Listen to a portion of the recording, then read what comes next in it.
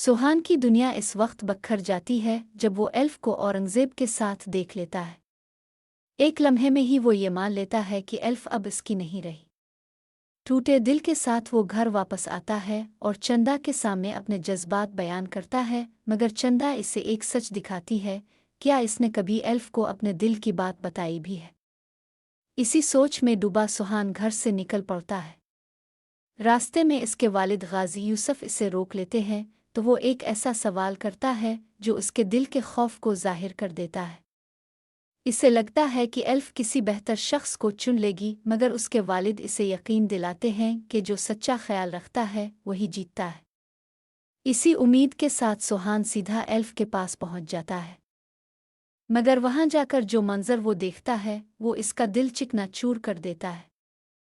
औरंगजेब का अंदाज, फूलों का गुलदस्ता और ख़ास सरप्राइज़, सब कुछ ऐसा लगता है जैसे एल्फ इसी की हो चुकी हो।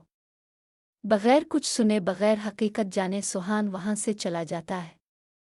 गुस्से और दर्द में डूबा हुआ वो इतना खो जाता है कि रास्ते में एक खौफनाक हादसे का शिकार हो जाता है।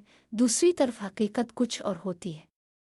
एल्फ औरंगजेब को साफ इनकार कर देती है और बताती है कि वो सिर्फ सुहान से मोहब्बत करती है, लेकिन तब तक बहुत देर हो चुकी होती है।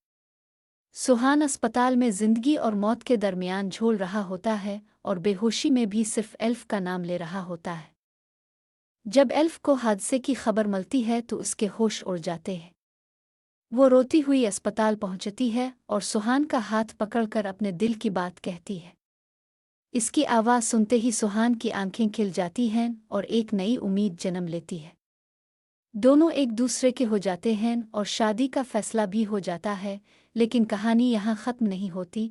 औरंगजेब इस मोहब्बत को बर्दाश्त नहीं कर पाता और बदले की आग में अंधा हो जाता है।